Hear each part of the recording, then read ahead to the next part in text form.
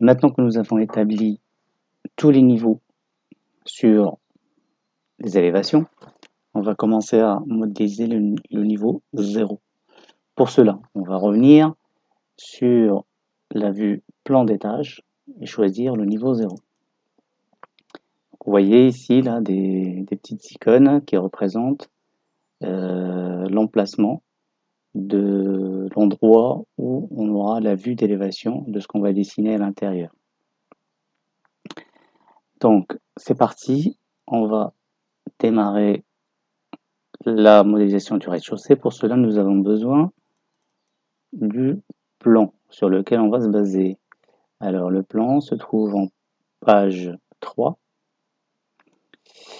et c'est celui-ci. Ça c'est le niveau rez-de-chaussée dans lequel vous voyez le plan de la maison et le plan de l'étage, du garage, et ensuite le plan du niveau 1 dans lequel on retrouve le plan d'étage avec un repérage d'escalier central.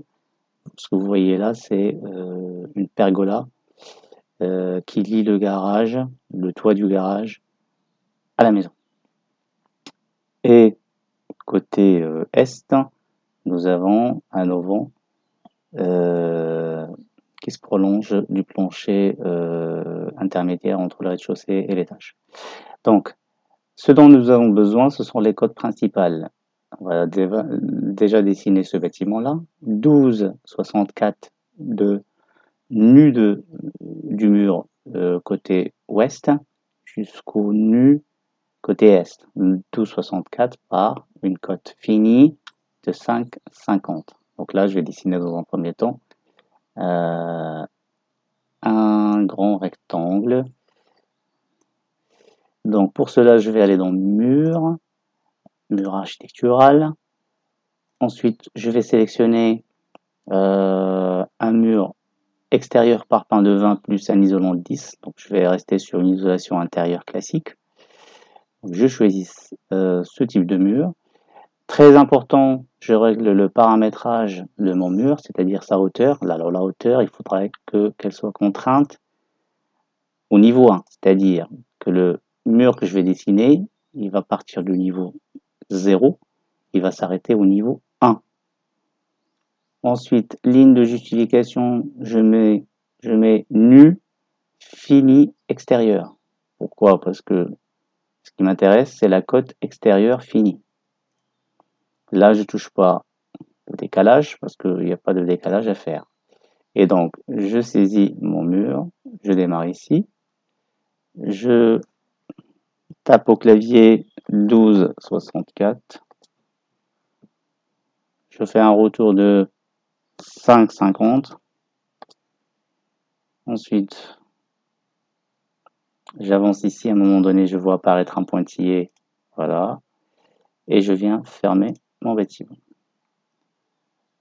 Je regarde mon 3D ce que ça donne, donc je me mets en vue 3D, voilà, pour l'instant j'ai juste mon volume du mur situé au rez-de-chaussée. Je reviens sur la vue 0. Et ce qu'on va faire maintenant, c'est qu'on va dessiner tout le cloisonnement intérieur. Donc, je ramène mon plan rez-de-chaussée pour situer toutes mes cloisons. Donc, à l'entrée ici, vous avez une cloison. Là, de part et d'autre, il y a un placard. Vous avez un WC ici et vous avez une porte qui donne sur une chambre. Ensuite, vous avez un escalier central. Il est fermé par des cloisons. Là, j'ai une cloison qui sépare la chambre de cet espace-là, dans lequel je retrouve un débarras accessible depuis la cuisine. Et là, j'ai une cuisine ouverte sur le séjour à l'arrière. Donc, mes cloisons se trouvent ici. Donc, je vais dessiner dans un premier temps une forme plutôt comme ça, sans me soucier des cotes. Mais je vais essayer d'être le plus proche possible de ce principe-là. Donc, je reviens sur mon plan et je saisis mur architectural, et à ce moment-là, les cloisons sont faites par des cloisons intérieures en plâtre de généralement de 7 cm, à savoir 70 mm ou 100. Alors on va rester sur du 7, allez, on va prendre 7 mm. Et donc je démarre ici. Alors attention, un réglage aussi à faire, la hauteur. La hauteur, il faudrait qu'elle soit contrainte au niveau 1, comme pour les murs extérieurs. Et on va choisir cette fois-ci l'axe du mur. Comme ça, il va me dessiner le mur à l'axe. Donc je démarre. J'ai une cloison. À peu près comme ça. Là, j'ai mon WC. Je ferme mon WC. Et là, alors, quand vous avez un doute, vous faites un retour rapide sur les plans. Ici, donc j'ai un retour ici. Là, je suis aligné avec cette cloison. Donc, je redémarre là. Je reviens sur mur. Et là, je continue ici. Je fais un retour. Là, je fais échappe. Ensuite, je fais le volume de l'escalier. Et là, j'ai un débarras. Un petit aperçu rapide sur 3D. Vous faites Shift et avec la molette, vous pouvez orienter votre volume pour le parcourir. Donc, vous revenez sur rez-de-chaussée, plan. Maintenant, on va essayer de caler les cotes. Les cotes, je ramène le plan à côté. Alors ici, j'ai un 12, j'ai 70 et là j'ai 2,91. Donc je clique sur cette cloison et là je vois apparaître des cotes. Donc je sais que là j'ai un 12, donc je tape un 12. Ensuite, je vais mettre ça à côté. J'ai 70 pour la cloison intérieure ici. Et cette cote-là, de là à là, j'ai 2,91. Donc je vais sélectionner cette cloison. Et là, je vois apparaître c'est une cote ici qui va pas jusque là. J'hésite pas à prendre le point, le déplacer jusqu'ici. Et là, je tape à 2,91. Voilà. Ensuite, de là à là, j'ai 1,09.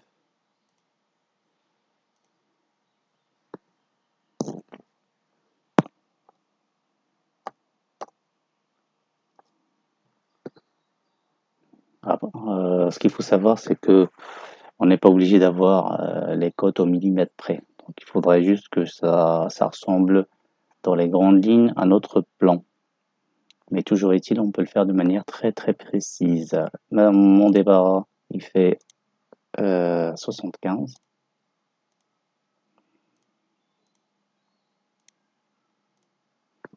« 0,75. Je fais entrer pour valider. Il me reste, alors, cette cloison là, elle fait 2,12. Attention, elle est cotée à l'axe, normalement, ça, 2,12, c'est jusque là.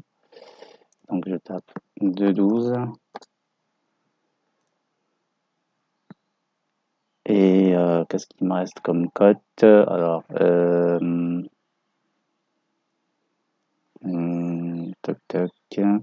Oui, alors une cloison là pour la cuisine qui se trouve là, qui est à 2,98. Donc je dessine une cloison.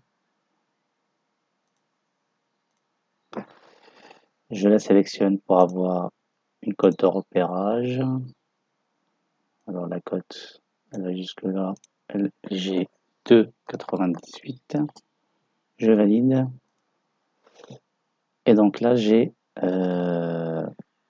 mes cloisons de dessiner. Alors, oui, la largeur de l'escalier ici intérieur, c'est 1,68. Donc, je change cette cote. 1,68. Et normalement, c'est bon. Alors, je vois qu'il y a trop d'écart là, donc vous sélectionnez tout ça de gauche à droite et vous faites déplacer légèrement à gauche de 20. Ouais, très bien. Pour qu'on ait des placards relativement petits. On va centrer ça un petit peu, voilà. Et on va mettre les portes.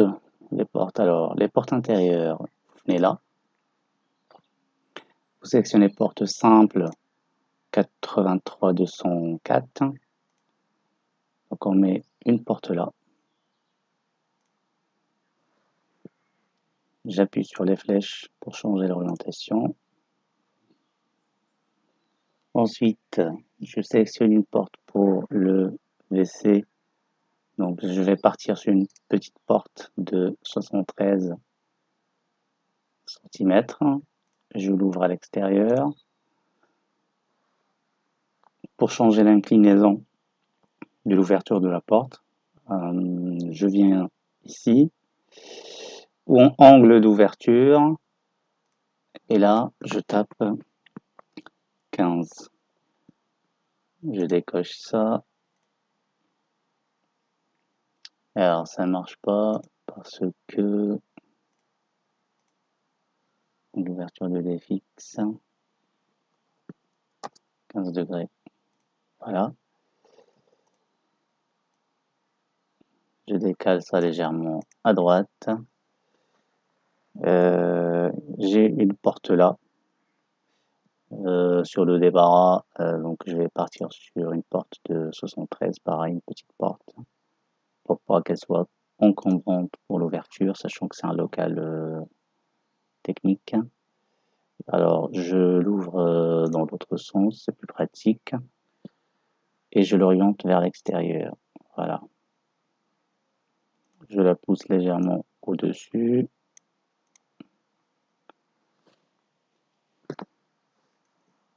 Et